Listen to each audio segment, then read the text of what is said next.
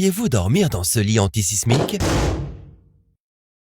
Il détecte les tremblements de terre et vous fait descendre dans une chambre métallique sécurisée. Oui, je sais, ça peut sembler ridicule. Mais à situation désespérée, mesure désespérée.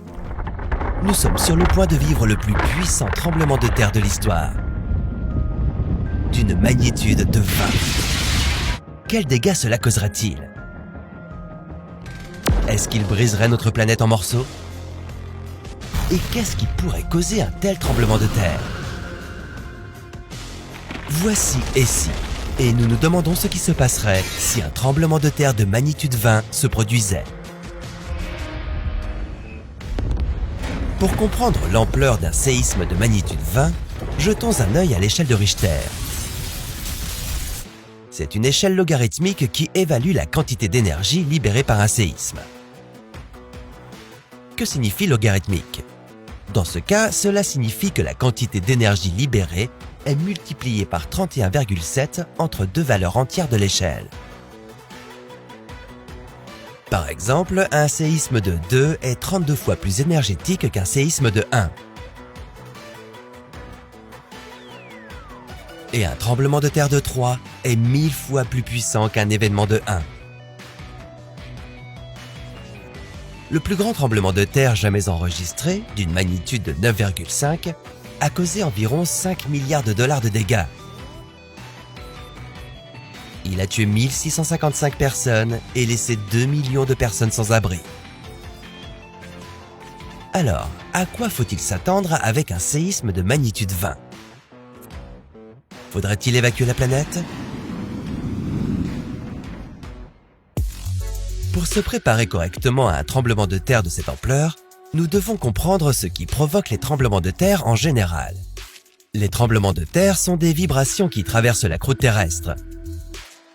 Ils peuvent être provoqués par des événements tels que des éruptions volcaniques et des impacts de météorites. Mais le mouvement des plaques tectoniques en est généralement la cause.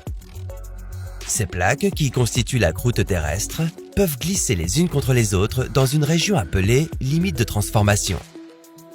Lorsque les plaques se déplacent dans des directions différentes, elles peuvent provoquer une rupture de la croûte terrestre appelée ligne de faille.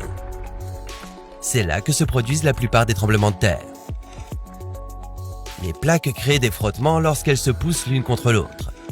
S'il y a suffisamment de frottements, elles peuvent se bloquer et cesser de glisser.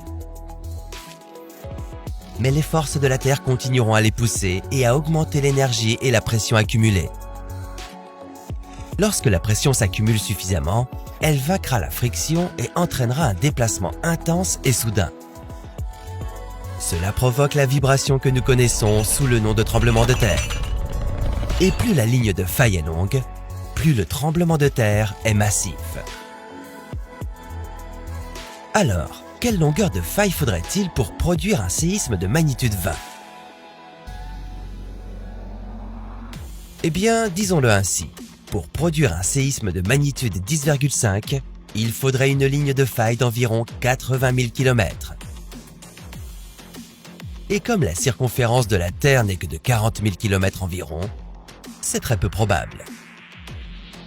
Tout bien considéré, un séisme de magnitude 20 semble plutôt impossible.